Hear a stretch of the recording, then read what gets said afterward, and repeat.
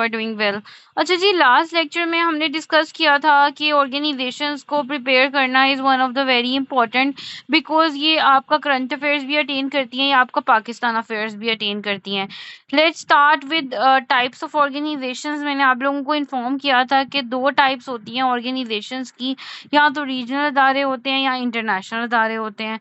International अदारे वो अदारे होते हैं जो किसी एक सेक्टर में नहीं होते, एक रीजन में नहीं होते, मल्टीपल रीजन में फैले होते हैं। साउथ एशिया में भी, वो साउथ एशिया की स्टेट्स भी उस अदारे में हैं, नॉर्थ एशिया की स्टेट्स भी उस अदारे में हैं, सेंट्रल एशियन स्टेट्स भी उस अदारे में हैं, यूरोप की भी हैं, अमेरिका की भी हैं। पूरा वर्ल्ड में जो स्टेट्स हैं वो एक अदारे का हिस्सा है, इसको हम इंटरनेशनल ऑर्गेनाइजेशंस कहते हैं।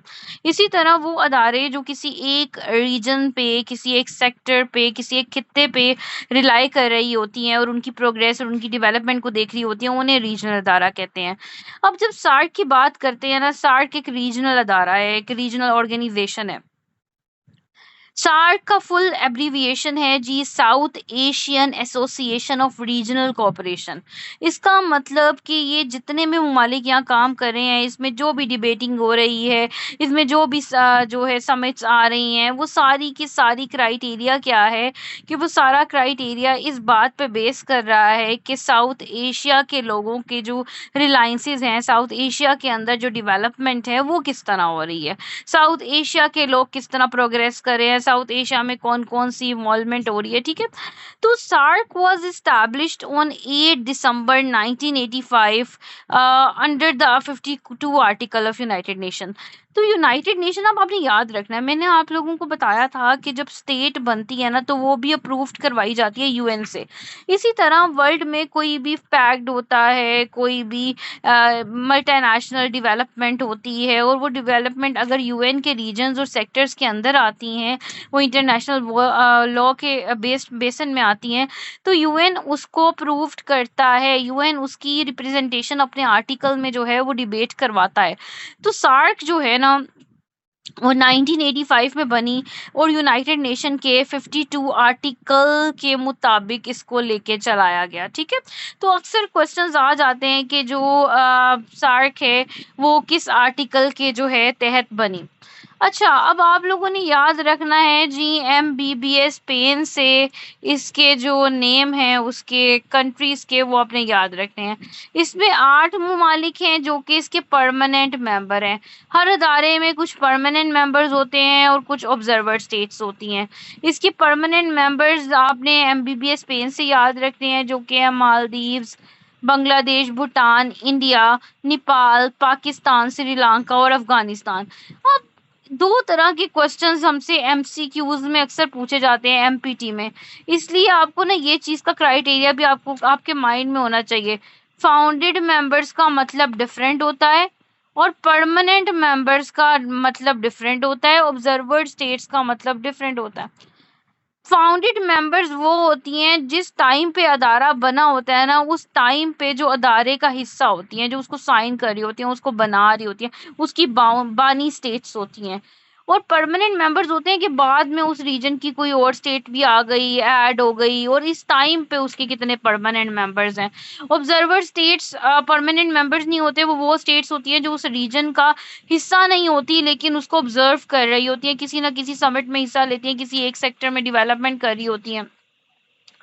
तो जब सार्क इस्टेब्लिश हुआ था ना 1985 में, उस टाइम पे जो फाउंडेड स्टेट्स थी वो 7 थी। उस टाइम पे अफगानिस्तान हिस्सा नहीं था सार्क का।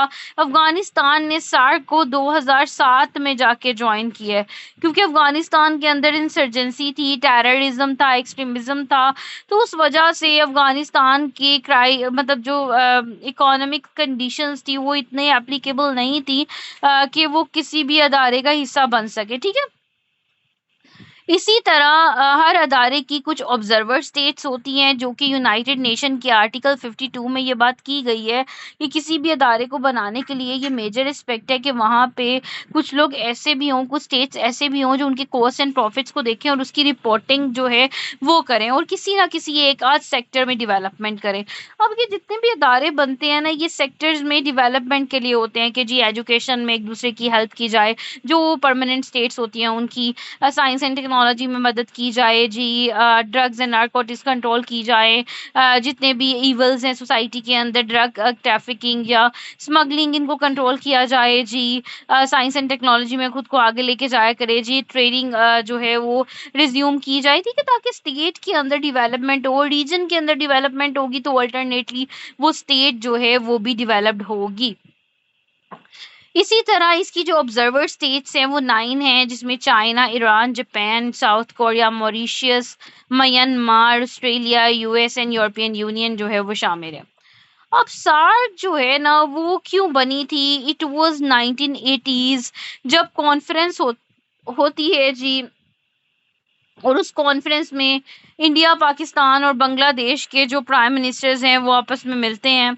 तो जो बांग्लादेशी प्रीमियर होते हैं वो कहते हैं जी कि ज़ियाउर रहमान उस टाइम पे बांग्लादेशी प्रेसिडेंट होते हैं, और वो कहते हैं कि कोई ऐसा अदारा बनाना चाहिए जिस अदारे की वजह से ये जो साउथ एशिया का रीजन है इसकी सेल्फ रिलायंस करवाई जाए, यहाँ पे अफिमिटी करवाए जाए, यहाँ पे लोगों को जो है वो प्रोटेक्शन दी जाए, यहाँ पे लोगों को जो है वो इकोनॉमी की बेटर ऑप्शंस हों, यहाँ पे जो है वो अर्निंग्स हों या फ्री ट्रेड बनाया जाए।